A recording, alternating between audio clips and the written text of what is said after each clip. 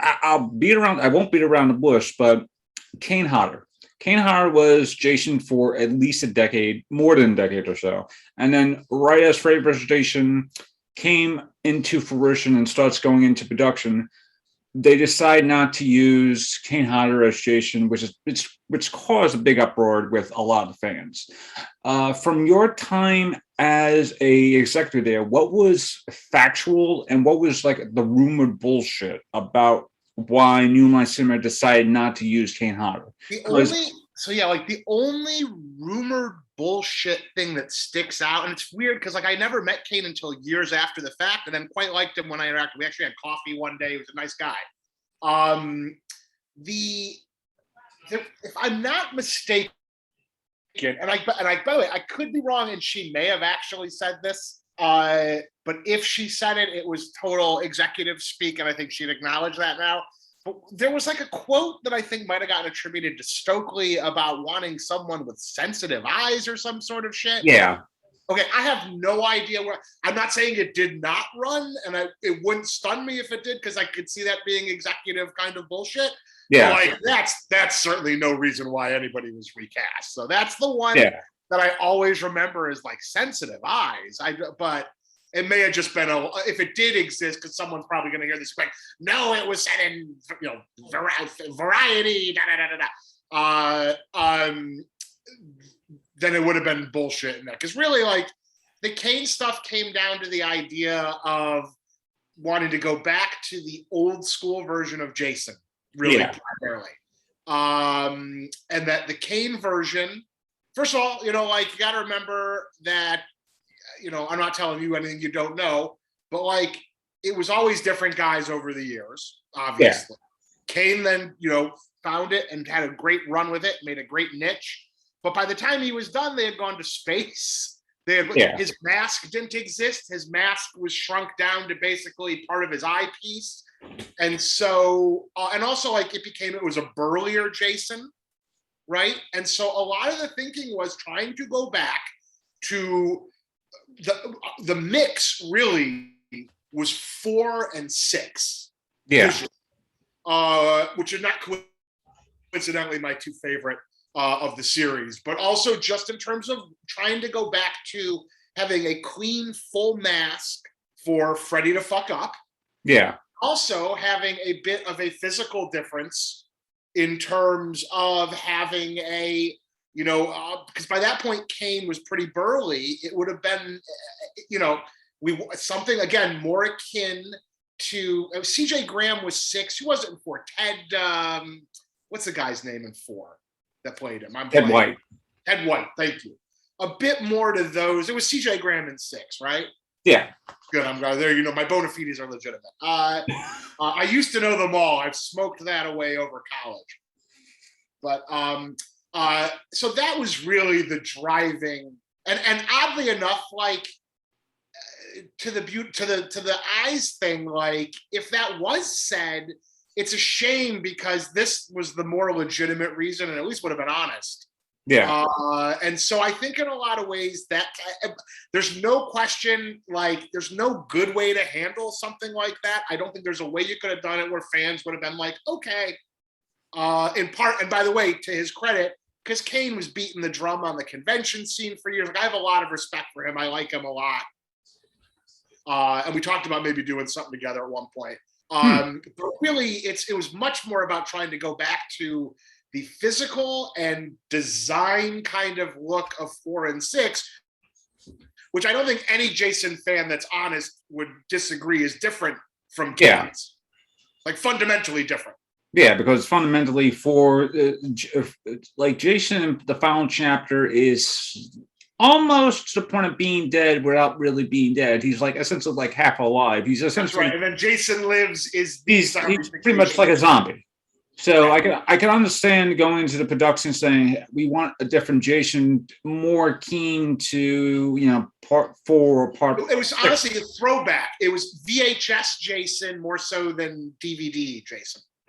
Now with that Jason out of the way, and Robert Englund still being essentially Freddy Krueger, how did the writing of, okay, Freddy, before Freddy vs. Jason, there was New Nightmare. New Nightmare isn't really canonically a Nightmare on Elm Street film. It's a Nightmare on Elm Street film, but it's more along the lines of very, very ahead of its time. Yeah, very ahead of its time, very Scream-like setting, especially. It was Scream before Scream. Yeah, but canonically, and frankly, audiences nor the studio were necessarily ready or understood how to sell that. Oh yeah. And I got to know Wes a little bit, not great, but enough. We met a few times. Quite liked him, and he was clearly he and Bob had a complicated relationship by that point. He was very proud of that movie. But with Freddy, the last, and it goes into the next question I have with Freddy, is just that with and especially with Springwood at the last film, which was Freddy Dead, it was essentially a dead town. But then if you look at the timeline is supposed to be like, oh, it's 10 years from now. I know. I mean, Freddy's Dead, the spring, and I love DeLuca. He's a friend of mine. I don't get. They were trying to do Twin Peaks, which not really, because I love Twin Peaks, and it's not the same thing. I don't love the execution of the town in Freddy's Dead, and so again, it's not an accident that we tried to go back to. You're talking about Hypnosil. Yeah. One thing about Shannon and Swift, like they understood. It was very interesting because, to their credit, and I will give myself a little credit in terms of on the inside, like the push to understanding that you had to, because we're all fans, like, oh, we want a little continuity. It's when you have executives that come in that think they're bigger than the shit, and they don't go, oh, who cares about continuity? No, we want a little of we like seeing in Friday the 13th too, Alice or whatever get fucking killed at the beginning. You know what I mean? Like, I remember being so upset as a kid in Elm Street 4 when Joey and Kincaid died, because I loved them in Dream Warriors. I'm pissed he didn't get Alice. I killed Alice in the comics eventually for that reason. Not because I was pissed, but because that was the tradition. Yeah. And she was the only one who really dodged it. Because, like, if Nancy couldn't dodge it, you shouldn't be able to. But anyway, what was the point of the quote? Oh, so all I was going to say is throwback stuff in the same way, and then this goes back to the Kane thing, and it wasn't exclusive to Jason either. In Freddy's case, which obviously it's Robert, it can't be anybody else, should it? But makeup-wise, the end of Robert's run before FEJ, they had gone back to, was it David Miller, and I was a bigger fan of the Kevin Yeager stuff. Yeah. And I always pushed very early on, before I was ever an executive, and I would talk to Stokely and DeLuca and Stokely and Toby had really given me the entree to get involved before I was ever even officially promoted. That was one of my big things too, was like, go back to closer to Kevin Yeager and that style. Freddy in, like, I remember Dream Child. Freddy's makeup, I think, just looks cheesy and rubbery. And I always found his look in the original looks great, and I know that's more, but like 2, 3, 4. Those commercially most successful, the ones that were the VHS era kind of. That was very much what we always tried to go for. And you could tell that during the time of, say, Freddy's Dead, and also Dream Child, they were also doing the TV series at the same time. So it's a very difficult time to do. Essentially, how do you create an iconic look like Freddy Krueger, while on the same side we're doing it on the small screen for almost every single week or so. I remember the series, actually, him looking better than he does in the later movies. But to be frank, I haven't watched the series since it first ran. My memory of the series, the first episode, the scariest thing of the entire series was the commercial for Halloween 4. And I remember that, they set up the twins who eventually they kill off one of them. He gets one eventually in the series. The series was sort of whatever. It was fine. He was different.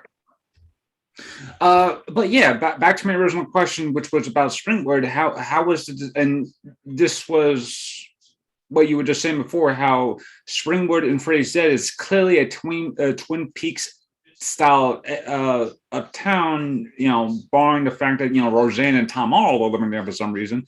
And then you get to Freddy vs. Jason, where it literally switches from Twin Peaks to essentially an X-Files type of town, where it's it has the same type of things where you wouldn't suspect a Mulder and Scully would just be rolling through the town, talking about like what's happening with these, weird killings. I don't know that I would go X-Files. I mean, it's just trying to get back to basics a little bit. Springwood in the original movie, and really even in through the sea, like that was kind of small town America. It was a town in like the Valley, basically here or whatever, right? And the I think the aberration is more Freddy's Dead than anything we hear. You know what I mean? Like, Yeah. that was a shot they took. It didn't really work. I don't think anybody necessarily would disagree with that. And like, it wasn't something anybody I think ever felt like I don't remember even being continued in any of the drafts prior of the 10 years. I don't remember that thread ever really being picked up. You might remember, I don't.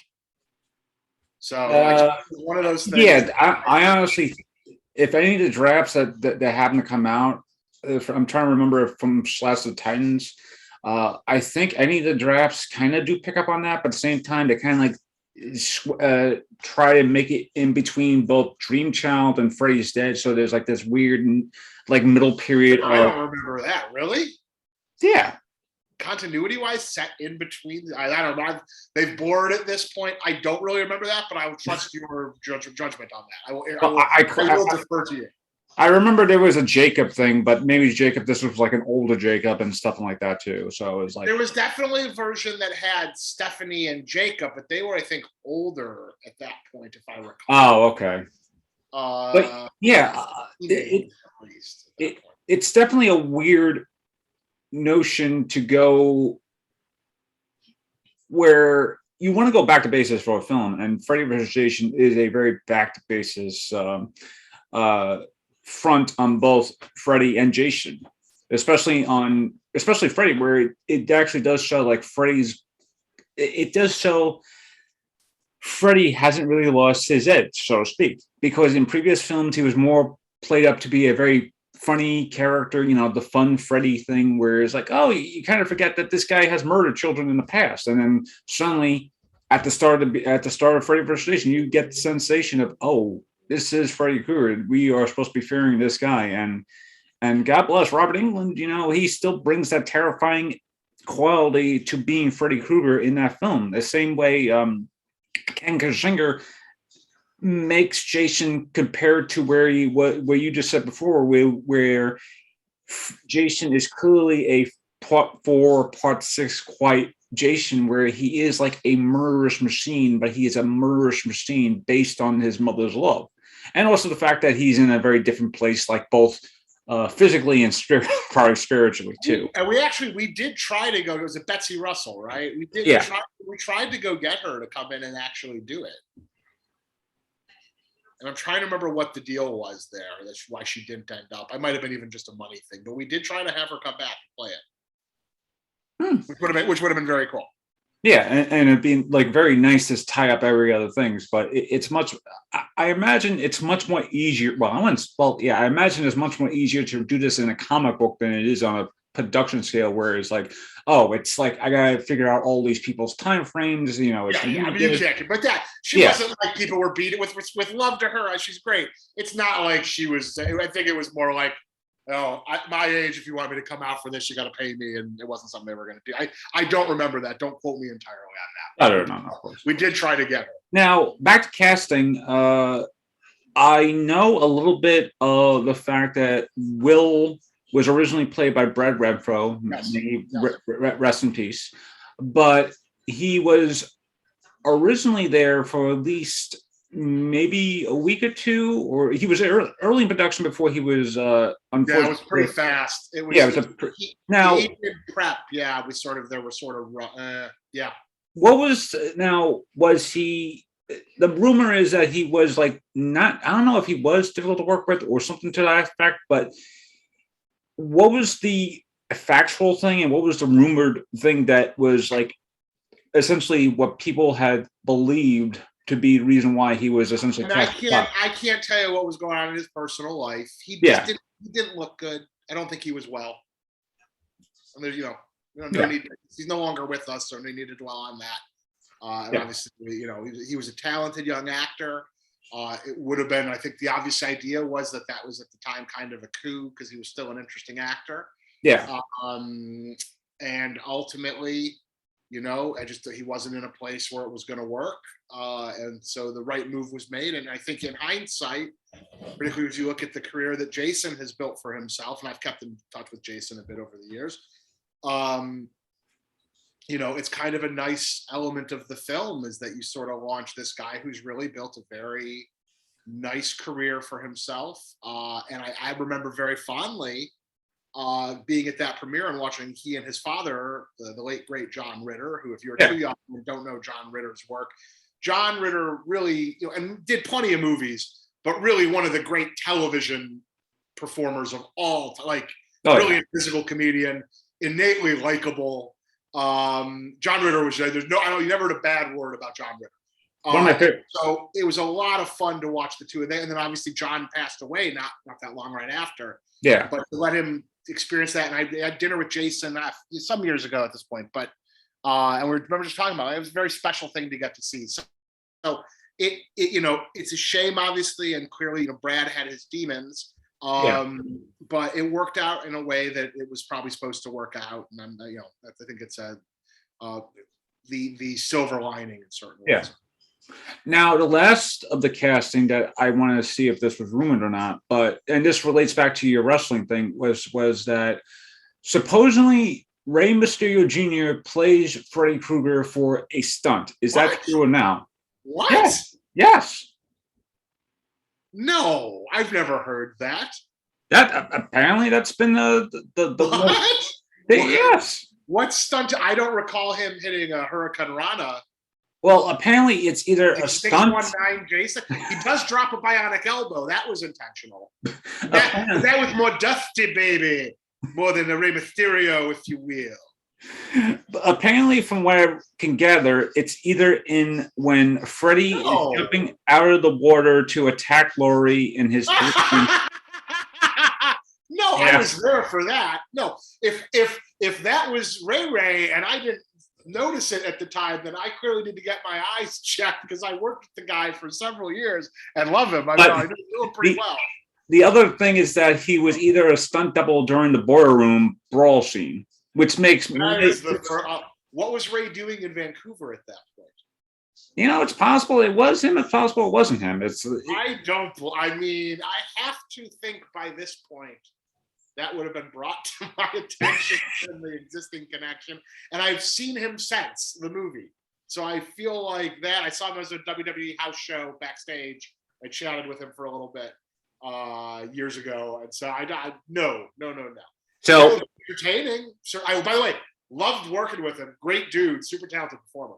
Oh, yeah. But especially another guy like John Ritter that you'll never hear anybody say a bad thing about. Yeah, Rey Mysterio growing up was an idol, especially, being like a teenager and being a very energetic teenager. It's very easy to fall back on like a Rey Mysterio type of wrestler. He's the most rootable. He's one of the greatest characters for young people, particularly ever. But he translated. He crossed all borders. I'm a huge fan. Great dude too. Now, out of the casting, done with the casting now. Was there now? Actually, you are aware that the original choice to play Jason was Psychosis. Really? No. Oh. No, we wanted Super Cala. Ah, okay. Pero Aguaya. That's right. That's a deep cut for you Lucha fans. Not that deep a cut, but still. Go ahead. Now back to Freddy versus Jason, or with the lineage that Freddy and Jason had, did you have any problems with the MPAA going forward, especially when you were doing like a final cut? Whereas no, not that I remember.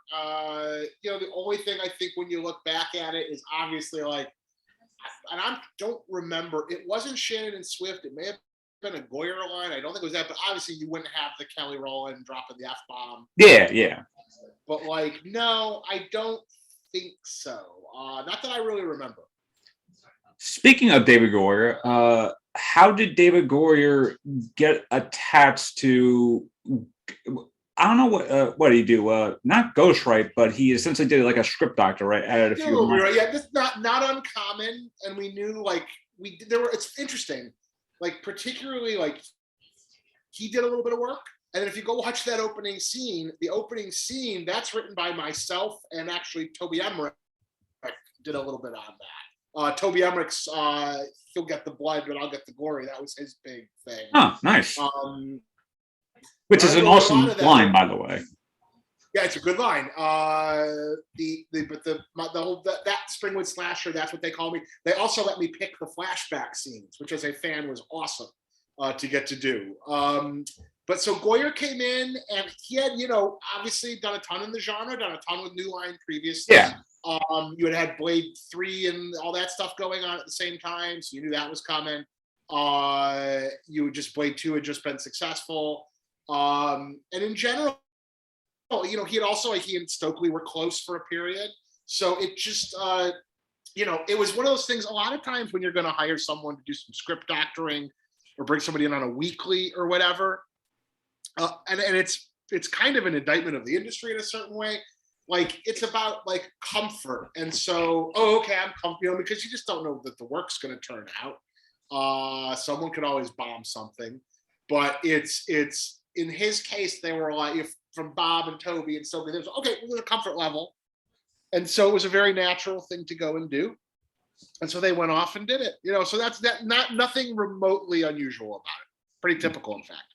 Now, I've always heard about like script doctoring, or just like not necessarily ghost writing a script, but from a ghost writing is the wrong term. Script doctoring is really. Oh, okay. Script doctoring. Okay. For some reason, I always think ghost writing more on like a book.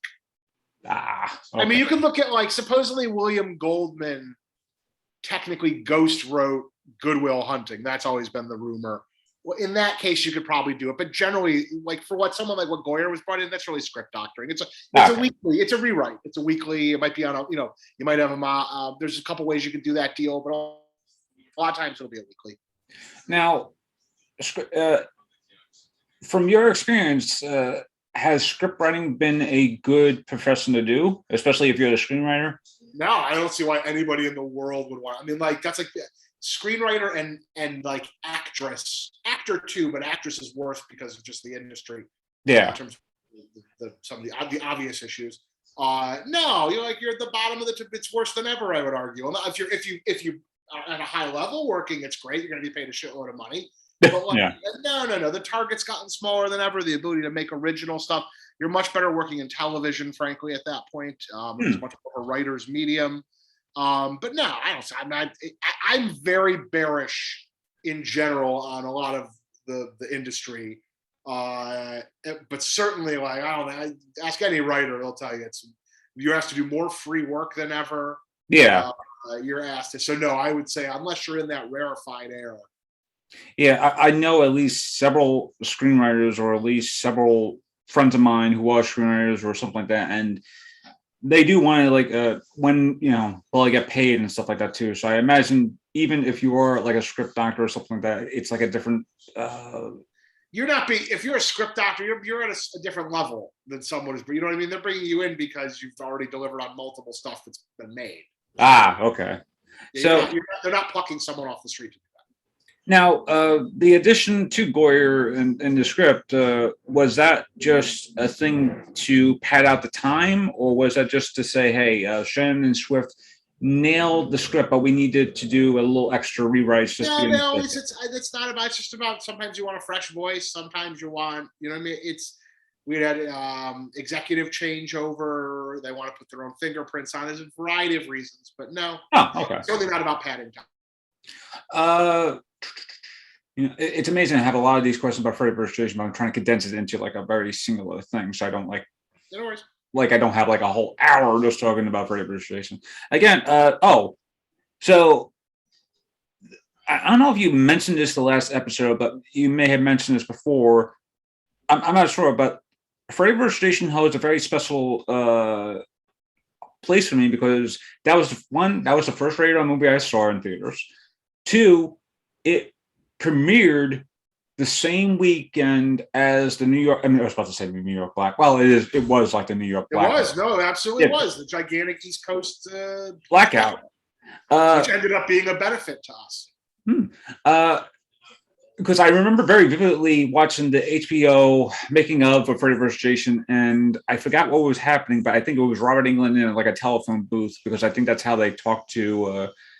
I think that was like the catch of the HBO making ofs, is that they had the actors talking to a phone booth over someone else and all that stuff. And as he was talking about the film, the entire like everything just started, like everything just went like, oh, everything just shut off. I'm like, what happened? And sure enough, we find out there was a blackout over the entire East Coast. From a business standpoint, was the opening weekend hurt because of that, or was it helped tremendously because theaters had power, theaters had air conditioning, and people gave people a place to go. I think it absolutely helped us, unquestionably. Because I remember there was actually since I am also part of like the theater industry. Well, I don't want to say theater industry, but like the theater profession. That's my passion. And a couple of years ago, there was a brownout in Midtown, and sure enough, it was like the same thing where a lot of the theaters were essentially like. I actually remember this, but yeah, that's yeah. They a lot of theaters. They're one of the places uniquely set up for this. But also the fact that and this also shows you how powerful Disney is. But a couple of the Disney productions were affected, and a lot. And one of my coworkers was saying, well, the moment Disney decides not to do a show during a blackout or brownout, that's the end of that day for us. And sure enough, the moment we heard Disney was shutting down some of the productions, we knew that like all the other productions that were affected on that, like literally Oklahoma was affected, Wicked was affected, many other, like Hadestown was affected, like all these other things that were essentially on that, like I don't want to say like grid, but that's Broadway is different than a movie. That's the thing. If Broadway is a movie theater and a Broadway theater are just completely different animals. And, definitely. And a power outage affects them in fundamentally different ways. A movie theater can survive this and thrive in a way that a Broadway theater could not. So I think there's a fundamental difference in terms of like, the movie is literally, it's the theater, it's there. You've got everything. It's just like, as long as you have your generator there, there's not a single additional thing that's different about your business. Whereas in a theater, get cast, makeup, sound, if you have just the moving pieces comparatively, it's a 1,000 moving pieces compared to like 3. Oh yeah. But it's just how like these two things happen to connect. Is like that's the thing about both. That's the thing about entertainment is that it's a very small.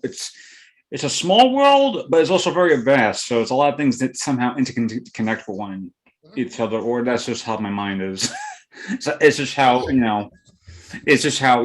one thing could lead to another thing and somehow relates back to another thing that I saw or witnessed. But yeah, it's a very Buddhist Zen approach. I can respect it.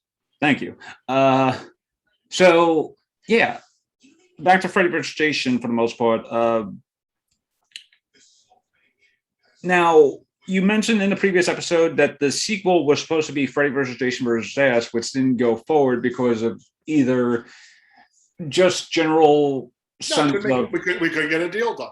Yeah, just a general sense of bullshit. We couldn't get a deal done. Yeah, we tried for 2 years. We made all sorts of unique offers. There was, we did the dance at great length, and just ultimately couldn't get a deal done. But tried hard.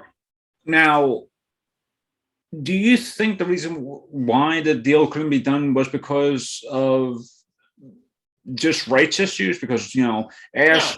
No. They wanted to do it. Well, sure, they were interested in doing it.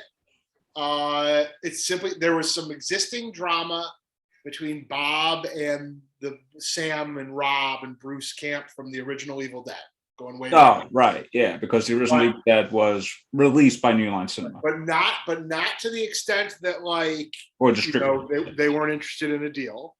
One of the biggest pieces of bullshit is this idea that we walked away because Ash wasn't going to win. That's insane. Ash was always going to win. At this point, people can read the proposal I originally put out to get New Line to do this.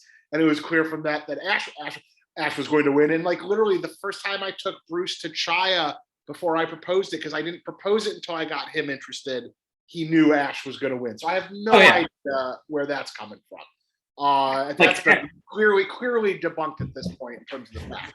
But so anyway, let me finish real quick. So basically, no, we basically, you had some pre-existing issues, but they were not debilitating, but they were it put us in a situation where Sam and Rob and company, they wanted to be aggressive and as a way maybe to make good, etc.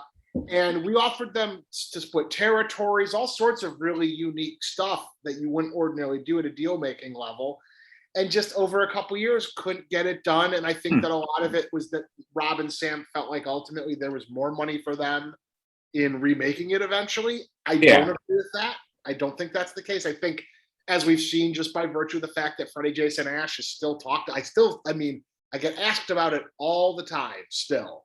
Clearly suggests that at a licensing and merchandising level alone, the three of them on a bunch of product probably would have made a lot of money. But is what it is. I'm very flattered about the fact that I get sent at least a couple times a year. A friend of mine will send me a thing from hey, this website or this whatever is doing the top 10 movies that never were, that almost were, or that that kind of, and we're always on it. It's hilarious. We're always on it. So now, tis what it is. Yeah, it is what it is, and sometimes that's just the natural state of things. But why was it Freddy versus Jason versus Ash, aside from the fact that it's going to be Bruce Campbell against Robert Englund's Freddy and then Jason Voorhees? Was it just what brings Ash to the table essentially compared to Freddy and Jason? Because Freddy and Jason are again, Ash Williams is a very iconic character, and Ash can literally just be dropped into any environment. Literally, what was it? There was the Army of Darkness versus Marvel Zombies comic book series where he literally dropped into the Marvel universe, and somehow it worked. It's an odd pairing to do, Ash Williams against, essentially the Marvel Zombies, but somehow it works.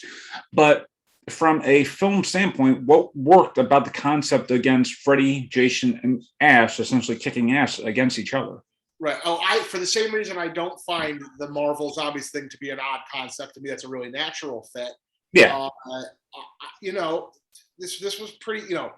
If you're going to bring a third character in, all right, you have Michael Myers, but I love Halloween. I love those, but they don't fit. They're not the same tone as Freddy and Jason. You can't find me a Halloween fan that honestly thinks they're the same tone of thing.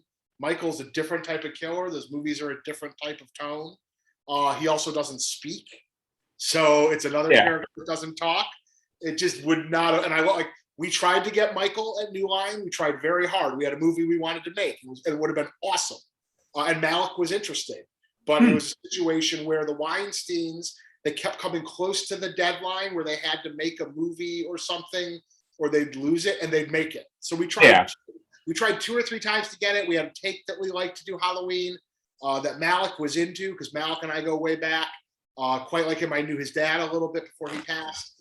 And at some point, if you remind me, I'll tell you the Halloween thing we were going to do. But I actually wanted to bring that up later. So anyway, so for Ash, you had he's a good guy.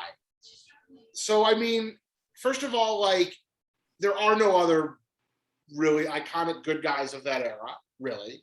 Yeah. In the same mode. Second, they had DVD back then, huge. So Evil Dead, Army Dogs. I knew the Anchor Bay guys. I knew Steve Nadelberg and Steve Storm. I grew up with them. They're family friends from Detroit. I knew the business those things had been doing. The late Jay Douglas, no longer with us as well. I knew how much money Anchor Bay was making. That launched Anchor Bay's entire genre division, those Evil Dead remastered DVDs. So I was very aware of that.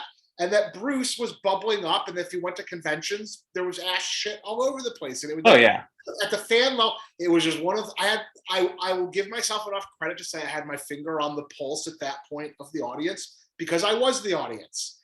And so it just was a no-brainer. And all it really took was educating the executive committee at New Line. And let me tell you, It was not hard to do. They were quite open-minded, and once they understood the math, and obviously Bob knew the connection, it was not hard to convince them. And I had a proposal, a treatment.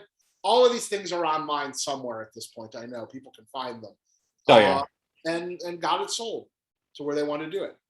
Now, going into the Freddy vs. Jason vs. Ass comic, was it easy to transition into what you had originally wrote for a film into the comic book? Yeah, I mean, on the first one, so I had been writing Booster Gold for DC, and that book had done well and was pretty well regarded. And I think had sort of reinvented the character to where he's still kind of in the mode of what we did. And so that book had done well, and because I was already in the sort of DC Wildstorm family because of Booster, it just was a really natural thing ultimately to take the existing treatment and port it over. And so, between Wildstorm and who are underneath DC, and then Nick Barucci over at Dynamite, who's a great dude, and they had the Army of Darkness rights. It was very easy to do. And ultimately, like on the first book, they just had James Kuhoric, who's a great guy, come in and adapt the treatment. On the second book, I got to basically go off, and I think I actually have to go back and look. No, I think he did actually do the same on the second. Isn't it horrifying that these things have blurred at this point, where I'm like, I don't remember how that worked. But basically, the first one's a pretty straight. I mean, dialogue is James's in that, but basically, it's a pretty straightforward adaptation of what the movie would have been. It is generally the treatment, and so they put it out. It was, if I'm not mistaken, it was the number one licensed comic of that year, if I recall. It did well. And so I remember essentially the hype going into Freddy vs. Jason vs. Ass, the comic, especially with the fan forums that I was a part of back in the day, but years ago. And yeah, the hype for the comic was just like unprecedented. There we go. Because people were just like, this is like when the fanboy dreams come true. So not watch, but read essentially what a ideal Freddy vs. Jason vs. Ass thing. And sure enough, when you do read the comic, it is pretty awesome. It follows like the Friday format of bringing the original two survibors being killed off, something like that. Like especially Nightmare as well. Both. Yeah, Nightmare as well. Other than like Tommy Jarvis, obviously, and we obviously pay him off in the sequel. So. Speaking of the sequel, the Nightmare Warriors is a very divisive comic, so to speak. I did not know it was divisive. That's awesome. I had no clue. That's great. It's mostly, and something I'm about to bring up to is the character of Freddy essentially goes from in Freddy vs. Jason vs. Ass, he's only using the Necronomicon to like boost his powers, I believe. I can't remember correctly, but in the Nightmare Warriors, he wants to take over the world because naturally, what is the next form of a dream demon in the real world? World domination. I guess people are overthinking it. To be honest with you, it was very simply, if you're going to put together the Avengers. Oh, did I lose you? You still there? Yeah, I am. That's my stupid thing. If you're going, the entire premise of the book was to bring back all the survivors and put them together as a team, which was like my dream thing to get to do. So if you're going to put the Avengers together, you need an Avengers level threat. So that's only thinking there. But that's hilarious. I had no idea. All I ever see in, because I don't ever read reviews, I don't follow any of that shit. I just see these sort of like, if you go on like Amazon, I know they're impossible to get. The Black Flame novels of. What are the Black Flame novels? I don't even know what that is. Oh, for the back in the like after Freddy vs. Jason came out, there was like a slew of novels that was.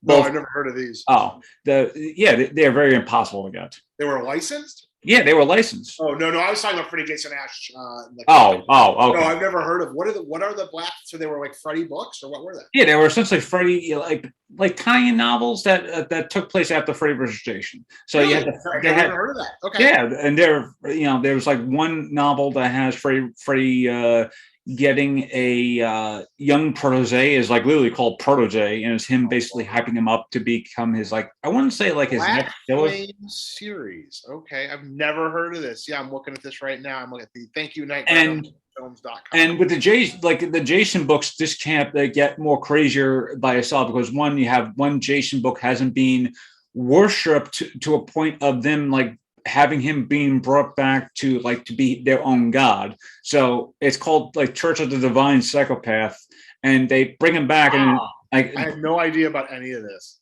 And there's and another. By the way, great. You know what? Here's my thing, though, dude. Like, this is I'm very proud of the fact that like, because FEJ did well, you can newly licensed books go out, or they'll make Freddy versus Jason themed toys, and I still see new stuff getting put out.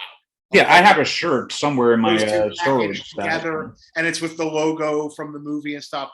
So, I think that's great. I hope these books all did great. I've never heard of. So Black Flame generally does just stuff. I've never heard of them. Okay, and I believe they also did the Jason X novels too. So yeah. Okay. Yeah, this is how out of the loop I am, unfortunately, but that's fantastic.